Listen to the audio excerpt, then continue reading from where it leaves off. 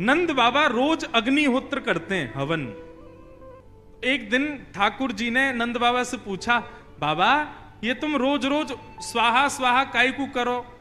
अब छोटे बालक को बड़े लोग क्या करते हैं, ऐसे ही कोई सहज बात बता करके टाल देते हैं।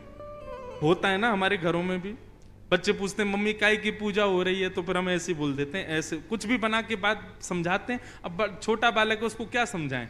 तो नंद बाबा ने ठाकुर जी को बोला, लाला ये अग्निहोत्र है, या करवे से जो मन में इच्छा होवे सब पूरी है जाए।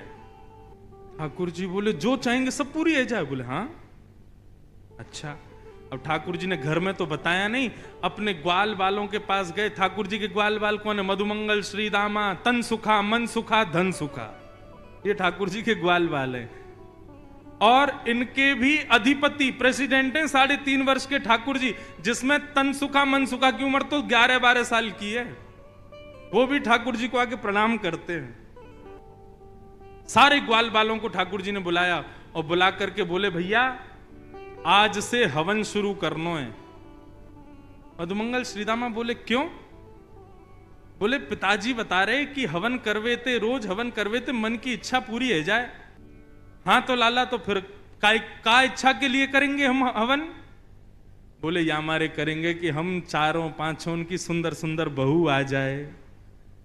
3.5 वर्ष के ठाकुर जी हैं अभी।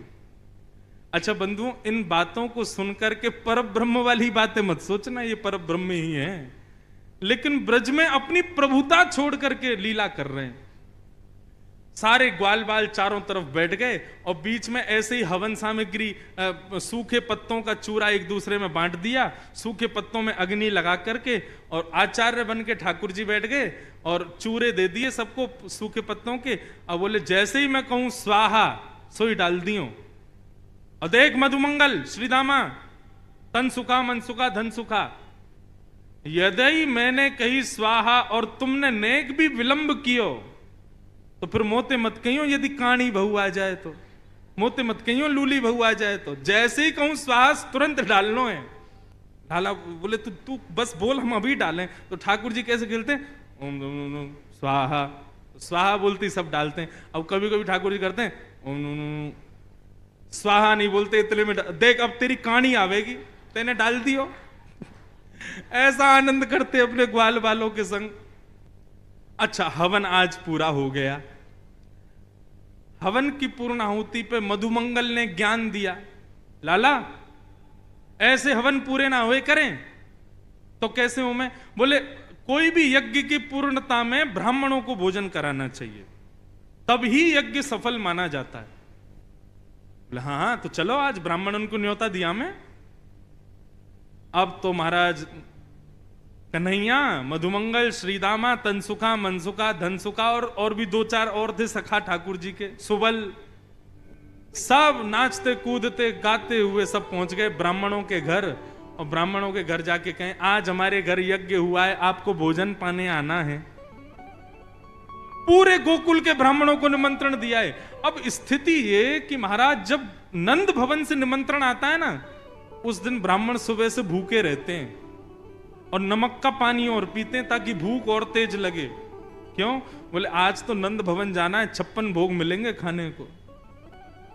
और नंदरानी यशोदा और बाबा इतने प्रेम से खिलावे, खूब मना करें बस बस बस है गयो, फिर भी 2-4 पूड़ी तो जबरदस्ती खवाई दें। तो या हमारे भैया सवेरे से ही भोजन त्याग दो और नमक को पानी लगे पीने में। सब ब्राह्मणों को जोर की भूख लगी। शाम का समय हुआ, बढ़िया वस्त्र आदि पहन करके, चंदन आदि लगा करके सारे ब्राह्मण पहुंच गए नंद भवन। अटारी पर बैठी थी यशोदा मैया। यशोदा मैया ने जैसी देखा इतने सारे ब्राह्मण, नीचे उतर करके आई। आज इतने ब्राह्मणों का आगमन मेरे द्वार पे, सबको प्रणाम वंदन। ब्राह्मण बोले मैया प्रणाम प्रणाम बाद में करियो, तू तो पहले कछु खवा, बहुत जोर की भूख लगी है। बोले मैं वही पूछने वाली थी कि आज इतने सारे ब्राह्मणों का मेरे घर पे कैसे आगमन हुआ। अब एक तो किसी को आपने निमंत्रण दे दिया भोजन का, अगला आदमी बेचारा भोजन छोड़ के आया, सुबह से नमक का पानी पी के आपके घर आया और आप उससे पूछ रहे हो बताओ कैसे आना हुआ आपका। ब्राह्मण बोले मैया ये मत पूछो, ऐसा मत कहना कि आपको नहीं पता हम क्यों आए हैं। मैया बोली मुझे सांची में नहीं पता, बताओ तो आप लोग क्यों आए हो। बोले अरे ये तो नंद को लाला खेल गए हो हमारे संग। अरे मैया कहा बताएं, सवेरे सवेरे तुम्हारो नंद को तुम्हारो लाला और सबरे ग्वाल बालन के संग आयो और आकर के निमंत्रण दे के गयो कि आज सबन को हमारे यहाँ भोजन पावे आनो है। हम तो मैया अपने घर के चूल्हान ने बुझा के ब्राह्मणी से मना करके कि आज भोजन मत बनाइयो। नमक को पानी पी पी के अपनी भूख इतनी जोर की कर ली है कि थोड़ी बहुत देर में यदि भोजन नहीं मिला तो एक दूसरे खा जाएंगे हम। मैया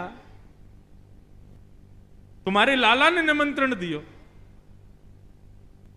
मैया बोली देखो भोजन की व्यवस्था करने में मुझको समय लगेगा क्योंकि मुझे पता नहीं था आप आने वाले हैं, तो वो तो मैं सब कर दूंगी, लेकिन उससे पहले आपके यजमान को तो ढूंढो कहां है, जिसने आपको निमंत्रण दिया पहले उसको तो पकड़ के लाओ।